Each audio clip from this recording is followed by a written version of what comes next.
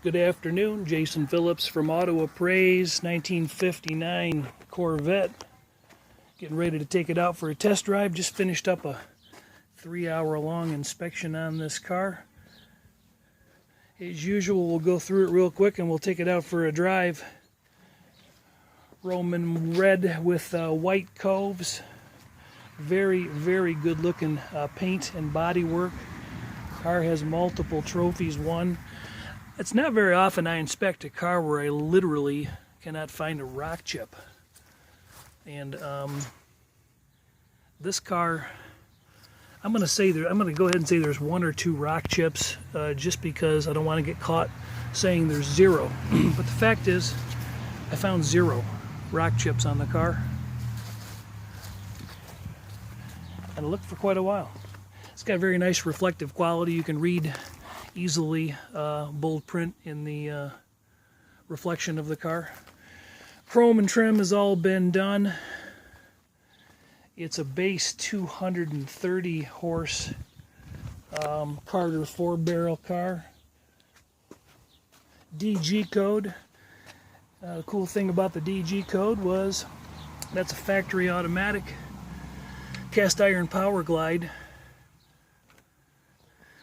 And oddly enough, let's pop this hood. It features its original numbers matching engine, and I had to we had to pop this 7/16 bolt on top of the, I don't know if you can see that or not, on top of the draft tube, and pop it out. C99, I believe, was the cast date on the block, March 9th, 1959. The engine stamp pad was a Flint assembly, and we had to scrape off some paint to get to that. I got still photos of that, but it's 316 DG. The transmission was cast March 17th, as well as the rear end was cast March 17th. That's kind of an anomaly because these axles, I think, were made of Detroit axle, not where the trannies came from. No obvious collision damage issues up front that I could detect. Underside of the body is in really nice shape. Let's take a look. Tubs show nicely. Evidence of the original yellow hue to the fiberglass. There's that big old cast iron powerglide, and you can see the casting number and date are over there. March 17th, I believe I said it was. Same with the rear end casting, March 17th. Suspension's been gone through on the car. Engine's been rebuilt. Tranny's been rebuilt. All the brakes were gone through. Got pictures of a frame-off restoration that was going on in 2005, 2006. A lot of reproduction parts from Paragon. Body supports are in really nice shape. All the hardware's clean. It's a good looking underbody. Doesn't appear to be leaking anything in any obvious fashion. C17 on the cast date of that straight axle. Leafs are in good shape, correct nylon straps. Car set up very correct. Nice shape. Inside, reproduction period correct components have been, those are those one-piece door panels that were new for 59. 58s were basically the same car, except for they deleted the faux hood scoop openings, and then there's no chrome strips on the trunk like they had in 58. Oh, another change was the tachometer. The tachometer went up in up to 7,000 in series of 10s. They didn't do that in 58. That was the first year for that as well. Period floor coverings, aftermarket seat belts were added. Top's in pretty nice shape. A few little minor marks on it, but I got it already folded down, so the top gets a BB minus. The rest of the car gets an AA minus. chrome's in really nice shape. Good fitment to the doorpost, good fitment to the windshield. Seal's been changed. Date codes in the windshield and the passenger glass. I did not see a date code on the driver's glass. But great looking Roman red 1959 numbers matching Corvette.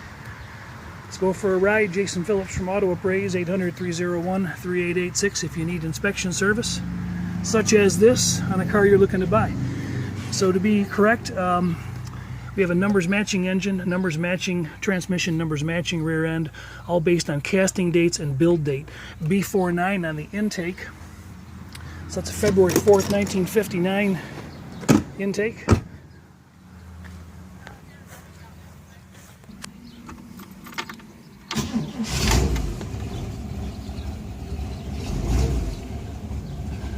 Oil pressure's coming up to about 40 pounds on the gauge. Temperature's not rising yet because we just pulled it out of the garage. Engine sounds good, no smoking, no ticking.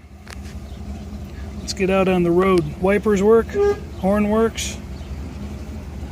We've got the addition of vintage air conditioning in stock locations. The clock is in out, by the way, but in stock locations on the original trim panel, the owner nicely hid some vintage air controls.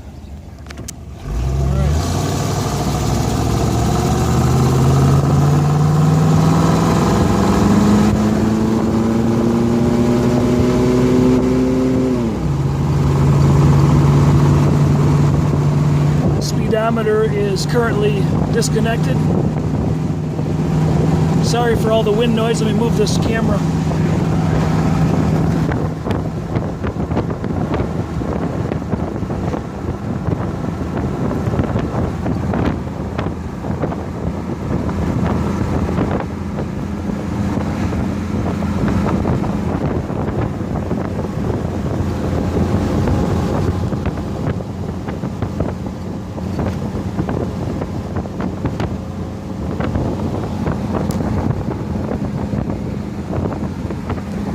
Kind of rolling down a bumpy 2-track.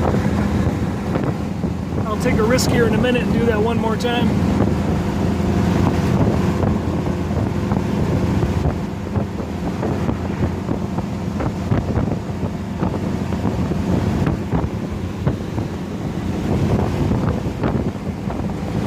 Car's holding the road really nice.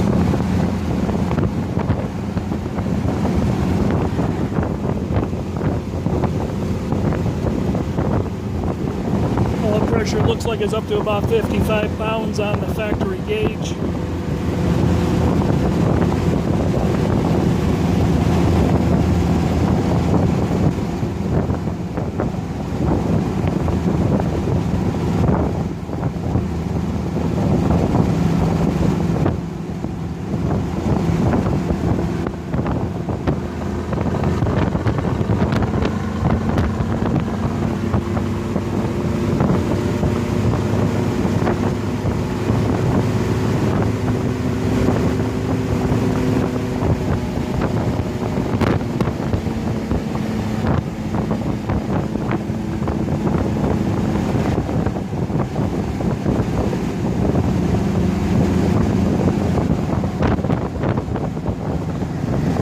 Handles very nice.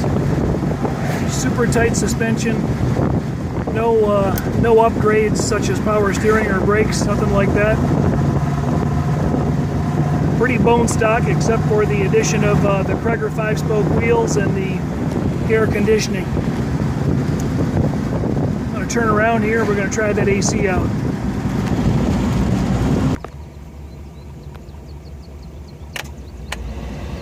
You can hear the compressor click underneath the hood as that comes on.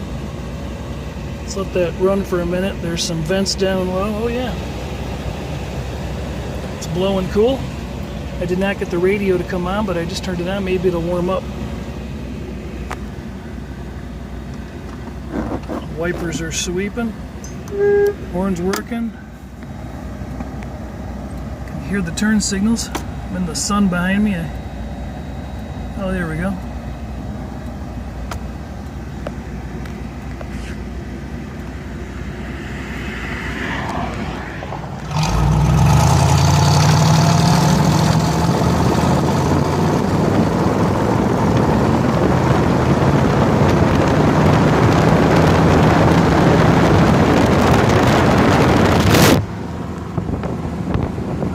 idea if you could hear that exhaust. We'll find out when I play this video later.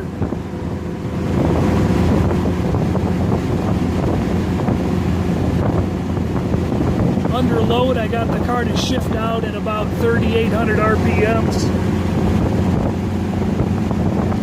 I don't know how fast we're going again because the speedo's disconnected, but the owner reports that they have a brand new one in the box that comes with the car.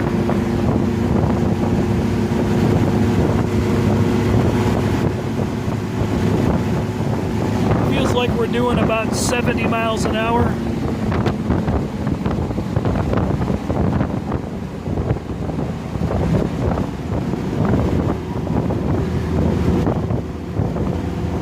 Apply the brake pedal here.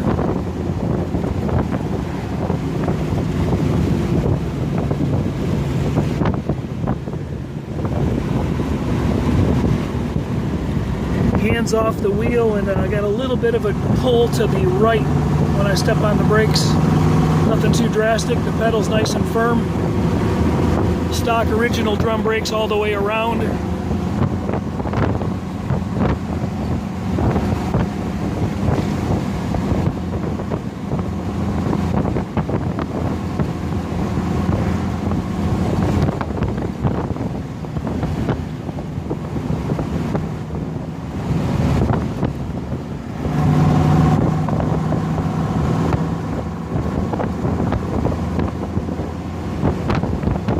All in all, it seems to be a really good running car. Temp's coming up just under 180. We'll get back and let that idle for a few minutes and see where it lands.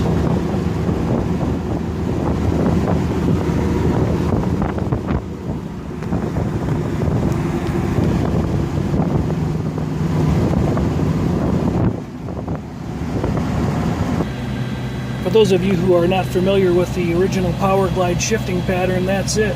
Park is all the way down at the bottom, then reverse, and then drives all the way up here. A little different.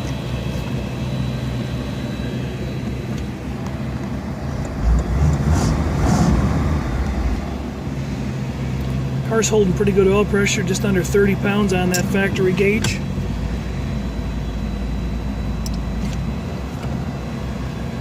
$25.30. See that? Temperature's running nice and cool. Actually, maybe 160, 170. I don't know if the reflection's allowing you to read that gauge or not. I'm going to let it run a few more minutes.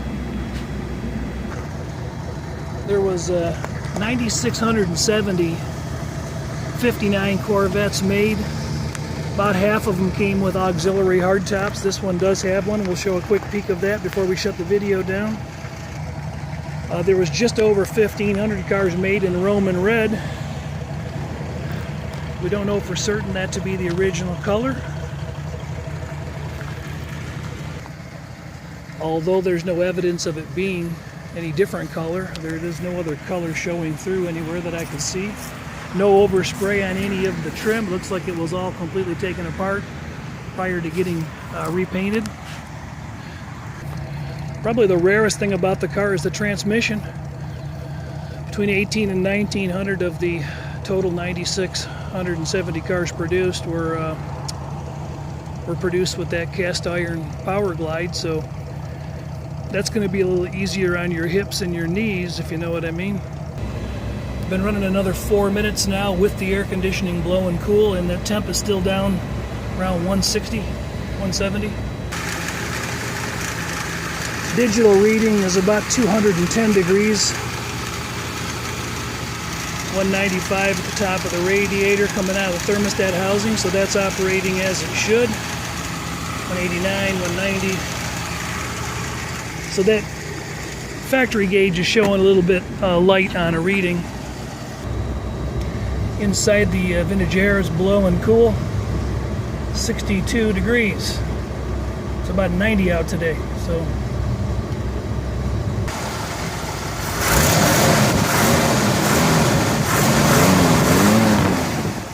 Engine sounds good and tight.